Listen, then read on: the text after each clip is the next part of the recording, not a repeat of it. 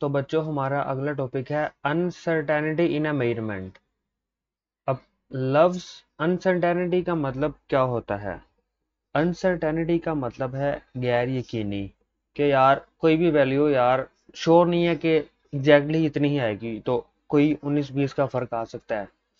2.9 आ जाएगी, 2.95 आ जाएगी, 2.94 आ जाएगी। तो ये क्या है? अनसर्टेनिटी है कि कोई भी चीज़, वैसे भी दुनिया में कोई भी चीज़ परफेक्ट नहीं है। इस तरह जो आपकी मेजरमेंट है, ज़रूरी नहीं है कि एक बच्चे ने लिया उसकी लेंथ हो सकता है 2.95 आए, दूसरा बच्चा लेगा वो क्या आपको बताएगा 2.94, कुछ पॉइंट्स का फर्क आ जाता है। तो ये क्या कहलाता है आपके पास? अनसर्टेनिटी इन अ मेजरमेंट। इसी तरह आप टाइमिंग, अगर आपने किसी की कैलकुलेट कर रहे हो, किसी की रेस हो रही है, आप कैलकुलेशन करते हो, एक इंसान एक जगह से भाग गया, आपने हो सकता है 0.01 सेकंड लेट भी जाया, वो पहले भागा हो, इतनी सी वो अनसर्टेनिटी आ सकती है। कोई भी चीज़ परफेक्ट नहीं, 100% नहीं कि जैसे ही वो भागा आपने वो दबाया सेकंड में, तो ठीक है, हमें नजर आता है कि बिल्कुल आपने उसी ही पॉइंट पे दबाया था जिस पॉइंट से उसने भागना शुरू किया था, लेकिन हो सकता है कि उसमें 0.001 का 1 सेकंड का डिफरेंस हो। तो ये छोटी छोटी चीज़ें होती हैं, कोई भी चीज़ 100% परफेक्ट नहीं होती। तो हम क्या करते हैं, छोटी छोटी चीज़ों को इग्नोर कर देते हैं, लेकिन कुछ में हमें ज़्यादा भी आ जाएगा, कुछ में अनसर्टेनिटी कम भी आ जाती है, लेकिन अनसर्टेनिटी आपको मौजूद ज़रूर होती है। There is no such thing as perfect measurement whenever a physical quantity is measured except counting. Counting के अलावा कह रहा है अगर कोई किसी भी चीज़ को हम मेजर करते हैं, there is inevitably some uncertainty about its determined value due to some instrument। मैंने आपको बता चुका हूँ कि इसकी वजह क्या होती है। This uncertainty may be due to use of a number of reason. इसकी कई, वो कह रहा है कि आपके पास वजह हो सकती हैं। One reason is the type of instrument being use. सबसे पहली टाइप हो सकता है कि जिस चीज़ को आप ले रहे हो वही परफेक्ट ना हो। जैसे कि हमने अभी जो सिस्टमैटिक एरर में पढ़ा था, एक होता है ह्यूमन एरर, एक होता है सिस्टमैटिक एरर। अगर सिस्टम में ही एरर है तो वो सिस्टमैटिक एरर होगा आपके पास। We know that every measuring instrument is calibrated to a certain smallest VN। हमें पता कि हर एक इंस्ट्रूमेंट की कोई ना कोई हद होती है, जैसा कि वर्नियर कैलिपर 0.1 मिलीमीटर उसका लीस्ट काउंट है, उससे नीचे वो नहीं नाप सकता है। इसी तरह जो आपने स्टॉप वॉच का एक कोई लीस्ट काउंट होता है, इतने सेकंड तक वो मेजर कर सकती है टाइम, उससे नीचे वो, ये उससे छोटा टाइम मेजर नहीं कर सकती है। And this puts a limit to the degree of accuracy which can be achieved while measuring with it। तो वह कहता है यार हमें कुछ ना कुछ करना चाहिए कि उनमें हमें ना एक्यूरेसी चाहिए। सपोज वो आपको एक एग्जांपल देने लगा है। कहाँ गया? Suppose that we want to measure the length of a straight line with the help of a metre rule. हमारे पास एक मीटर रूल है, हम किसी भी लाइन की क्या कर रहे हैं, लेंथ मेजर कर रहे हैं।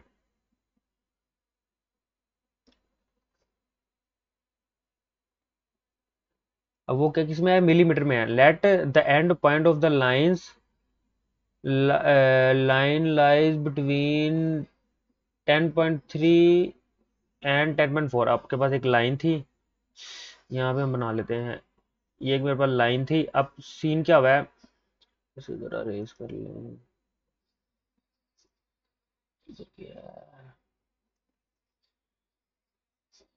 दोबारा बना लेते हैं यार हम, यहाँ पे बना लेते हैं। मेरे पास एक ये लाइन है। अब वो जो कह रहा है कि जो लाइन कहाँ पे रुकी है, 10.3 और 10.4, ये मेरे पास स्केल है। ये कितनी है? 10.3 वाली।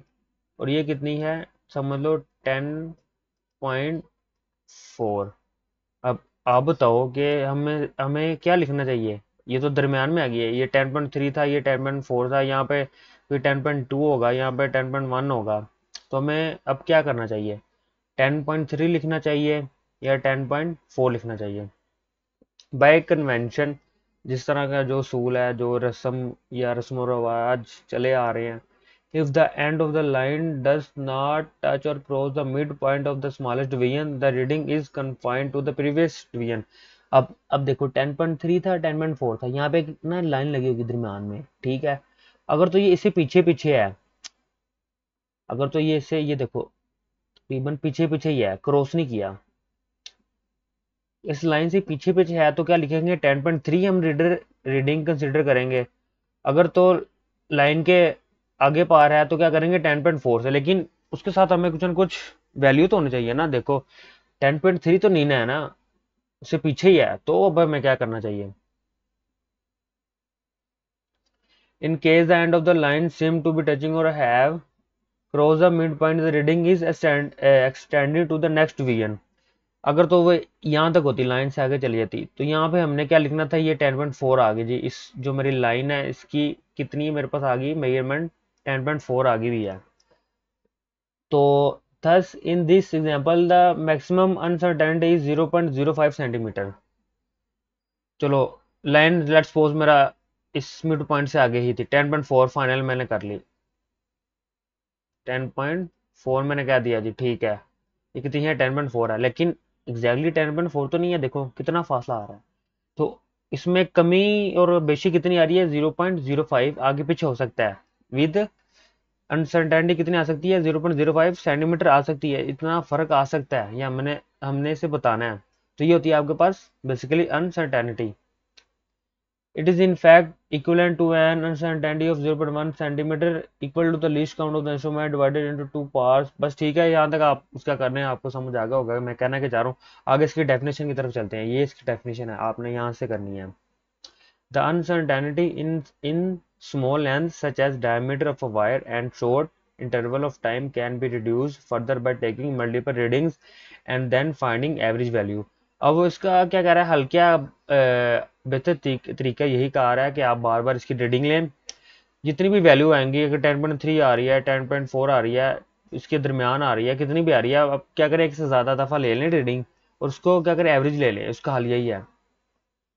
For example, the average time of one oscillation of a simple pendulum is usually found by measuring the time for 30 oscillation। आपने एक सिंपल पेंडुलम देखा होगा, ये लगा होता है, ये आपको एक पेंडुलम है नीचे, ये घड़ी का जो इधर ऐसे मूव करता रहता है इधर उधर।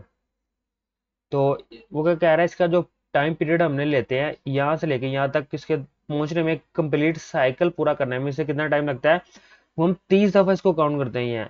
एक दफा गया, हमने नोट कर लिया, फिर दोबारा गया नोट कर लिया टाइम, फिर दोबारा गया, 30 को दफा नोट करके सारों को एवरेज लेके फिर हम उसकी वैल्यू निकालते हैं। जितनी ज्यादा हम एवरेज लेंगे उतना ज्यादा हमें एक्यूरेट रिजल्ट मिलेगा। तो दोस्तों हमारा अगला टॉपिक है significant figures. We can count the number of candies in a jar and know it exactly by counting। और वो ये कह रहा है आपको, अगर आप किसी बर्तन के अंदर कोई कैंडीज रखते हैं, हम ये बता सकते हैं कि उसके अंदर कितनी कैंडीज पड़ी हुई हैं, बट लेकिन we can not measure the height of jar exactly. अब बात वो क्या कर रहा है, हम ये तो बस बता सकते हैं कि उस बर्तन के अंदर 4 कैंडीज पड़ी हुई हैं, 5 पड़ी हुई हैं, लेकिन जब उस जग की हमें लंबाई करनी पड़ेगी ना, उसमें हमें मसला आएगा। कोई एक बंदा आएगा वो करेगा, फॉर एग्जांपल मेरे पास आ गया 10 सेंटीमीटर आ गया, दूसरा बंदा कह रहा है 10.5 सेंटीमीटर आ रहा है, तीसरा कह रहा है 10.2 सेंटीमीटर आ रहा है। अब जितने ज्यादा लोग आएंगे उसमें कुछ ना कुछ एरर आएगा, कुछ ना कुछ अनसर्टेनिटी आएगी। वो हम पढ़ चुके हैं, वो क्या कहलाती है, अनसर्टेनिटी कहलाती है, बेयकीनी के कुछ वैल्यूज आगे पीछे हो रही हैं। ये होता है आपके मेजरमेंट।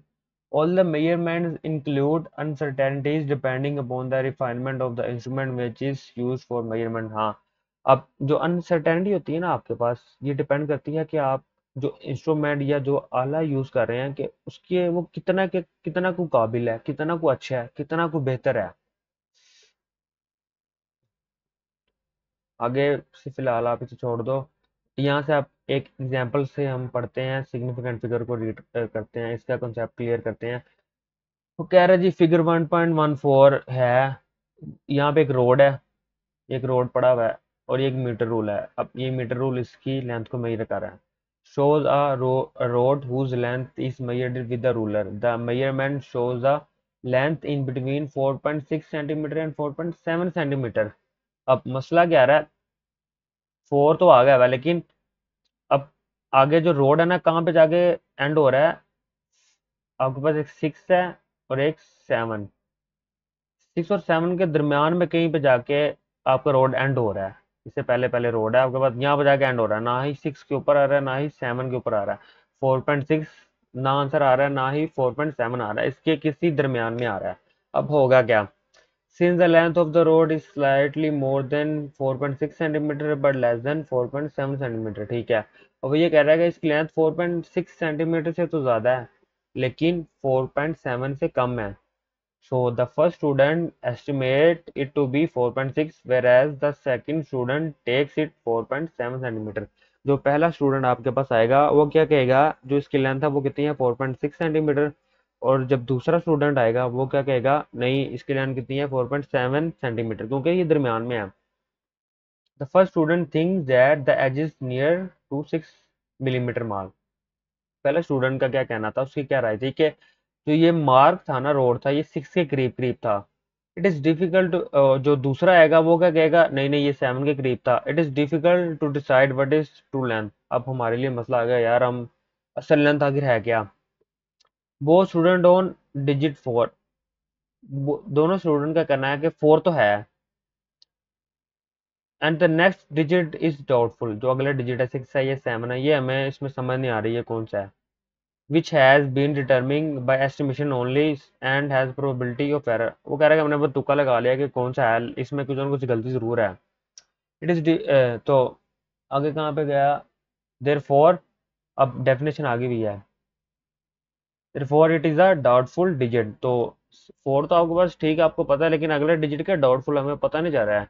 अब यहाँ से आपने सिग्निफिकेंट फिगर की करनी है definition. In any measurement the accurately known digit and the first doubtful digit are known as significant figure।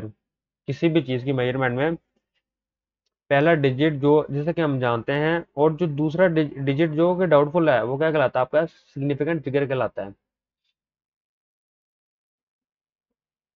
आगे इसकी एग्जांपल करते हैं, आपको समझ आएगा।